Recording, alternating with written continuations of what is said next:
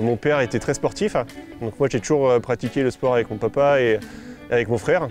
Donc ça a toujours fait partie de mon mode de vie. C'est pas quelque chose qui vient en plus de la vie, le sport fait partie intégrante de mon mode de vie. Quand on m'a diagnostiqué le diabète, la première question que j'ai posée, c'est comment je pourrais continuer à pratiquer l'activité physique. On m'a dit que c'était un médicament, le sport pour le diabète. Donc quelque part, moi, ça m'a rassuré sur le fait que j'allais pouvoir continuer. Après, il faut trouver les réglages. Donc ça a vraiment été les premiers mois qui ont été difficiles puisque j'y allais à tâtons. J'ai changé beaucoup de choses dans ma vie, donc notamment au niveau de l'alimentation et puis de mon hygiène de vie en général. Et à chaque fois que j'arrêtais une habitude, je la remplaçais par une quantité de sport un peu plus importante. Donc moi, le sport, c'était un peu ma thérapie. Donc moi, il y avait des choses que je voulais plus faire. Donc je savais que j'avais tendance à manger du fromage avec du pain dans la journée. À chaque fois que j'avais le déclic d'aller fouiller dans mon frigo pour prendre un morceau de fromage, je faisais 10 pompes.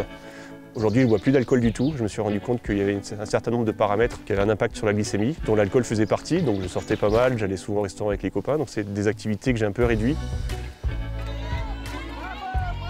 C'est tout à fait possible de faire un marathon et même des épreuves plus importantes avec le diabète de type 1.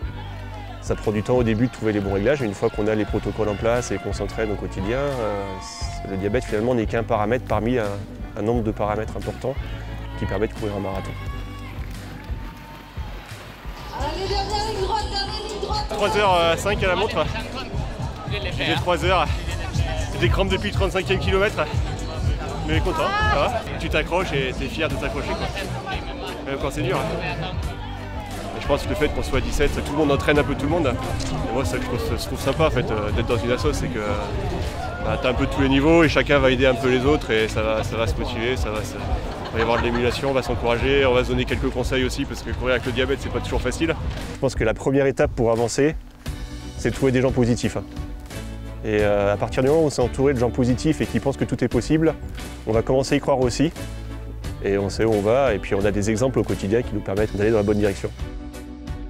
C'est un projet qui me tient à cœur, voilà, de me démontrer au quotidien que la pratique de l'activité sportive, ça peut être quelque chose de génial.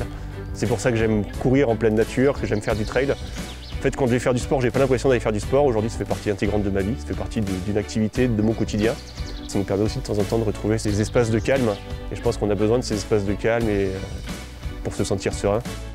Aujourd'hui, je vois le diabète comme étant quelque chose qui m'a apporté pas mal de belles modifications dans ma vie. Et le fait de m'injecter de l'insuline, à chaque fois que je me fais une injection, je me dis que c'est une piqûre de rappel. Ça me permet de voir que la vie est belle, qu'elle peut changer du jour au lendemain et qu'il faut profiter de chaque instant.